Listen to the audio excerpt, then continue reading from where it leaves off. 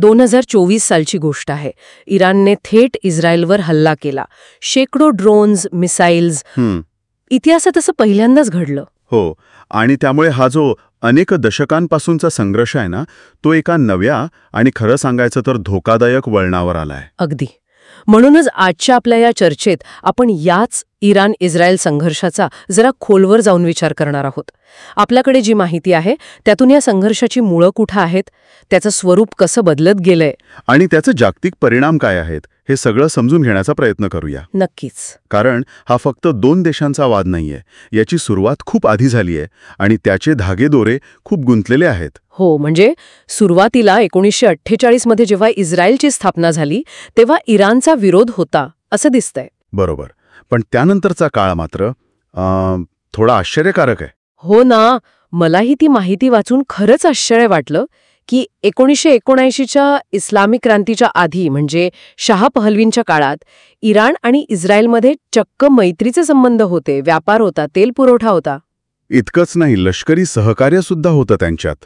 हे सगळं इतकं टोकाचं कसं बदललं मग? काय झालं नक्की? 1979ची इस्लामिक क्रांती हा फक्त सत्ता बदल नव्हता.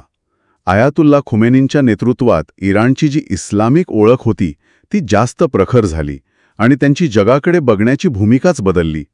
त्यामुळे मग इस्रायलसोबतचे जे जुने संबंध होते ते टिकवणं शक्यच नव्हतं. अच्छा.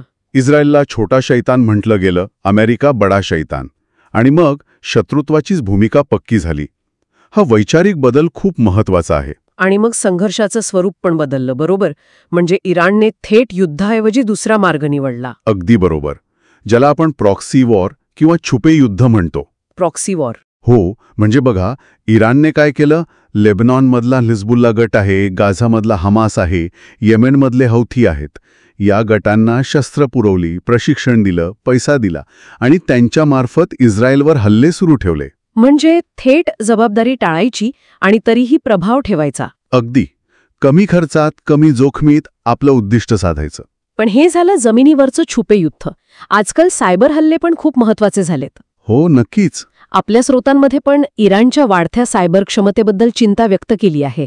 याचा आणि प्रॉक्सी वॉरचा काही संबंध आहे का? आहे ना. दोन्ही अप्रत्यक्ष मार्ग आहेत. कमी धोकादायक वाटणारे, इराणकडून इस्रायलवर सायबर हल्ल्यांचे प्रयत्न झाले आहेत, आणि दुसरीकडे इस्रायलने पण इराणला थांबवण्यासाठी बरीच पावलं उचलली आहेत. जसं की? एकतर त्यांच्या अणु कार्यक्रमाला उघड मिरूड. तो शांततेसाठी आहे की शस्त्र बनवण्यासाठी यावर कायम वाद आहे. मग सिरिया, इराकमध्ये जिथे इराण समर्थित गट आहेत त्यांच्या ठिकाणांवर हल्ले केलेत. आणि सायबर हल्ले पण केलेत. हो, त्यातलं सगळ्यात गाजलेलं उदाहरण म्हणजे स्टक्सनेट व्हायरस. स्टक्सनेट ऐकलं याबद्दल? तो साधा व्हायरस नव्हता. तो इराणच्या अणुभट्ट्या चालवणाऱ्या सिस्टम्सना टार्गेट करून त्यांना प्रत्यक्ष नुकसान पोहोचवण्यासाठी बनवला होता. एक अत्याधुनिक सायबर शस्त्रच होतं ते. बापरे. म्हणजे हे तंत्रज्ञानाचे युद्ध पण तितकंच गंभीर आहे. नक्कीच. या सगळ्याच्या आंतरराष्ट्रीय पातळीवर काय पडसाद उमटतायत? म्हणजे मोठ्या सत्तांची भूमिका काय आहे? अमेरिका वगैरे. अमेरिकेचा तर इस्रायलला सुरुवातीपासूनच भक्कम पाठिंबा आहे. लष्करी, आर्थिक, राजकीय सगळ्याच बाबतीत. दुसरीकडे बघितलं तर रशिया आणि चीन यांचा कल इराणकडे झुकलेला दिसतोय. म्हणजे थेट नाही पण अप्रत्यक्षपणे शस्त्र, तंत्रज्ञान, आंतरराष्ट्रीय पातळीवर पाठिंबा. म्हणजे जागतिक सत्ता संघर्षाचं प्रतिबिंब इथेही दिसतंय. अगदी. आणि यात अरब राष्ट्रांची भूमिका पण बदलताना दिसतेय, विशेषतः अब्राहम करारानंतर. हो, तो एक मोठा बदल आहे. UAE, बहरीन, मोरोक्को यांनी इस्रायलसोबत संबंध सुधारले. सौदी अरेबियासोबत पण बोलणी सुरू होती असं म्हणतात. याचा इराणवर दबाव वाढला असेल ना? नक्कीच वाढला. कारण अरब जगात इस्रायलला एक प्रकारची मान्यता मिळत होती. त्यामुळे इराण आणखी एकाकी पडत गेला आणि हा वाढलेला दबाव पण त्यांच्या अधिक आक्रमक धोरणांमागचे एक कारण असू शकतं. अच्छा. आणि त्याचीच एक प्रकारे परिणती आपण 2023-24च्या हमास-इस्रायल युद्धात इराणच्या भूमिकेत पाहिली. बरोबर. हमासला पाठिंबा.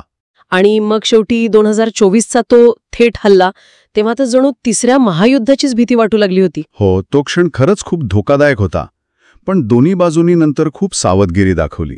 म्हणजे असं की दोन्ही देशांना हे माहिती आहे की थेट मोठं युद्ध कोणालाच परवडणार नाही.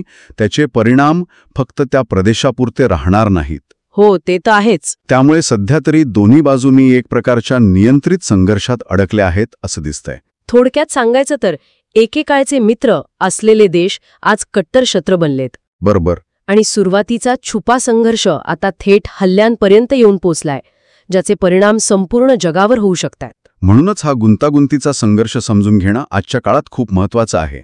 मध्यपूर्वेची शांतता आणि जागतिक सुरक्षेसाठी सुद्धा. यामागे धर्म, प्रादेशिक वर्चस्वाची स्पर्धा, जागतिक राजकारण असे अनेक पदर आहेत. अगदी. आजची चर्चा आपण इथेच थांबूया. पण एक विचार मनात येतोय.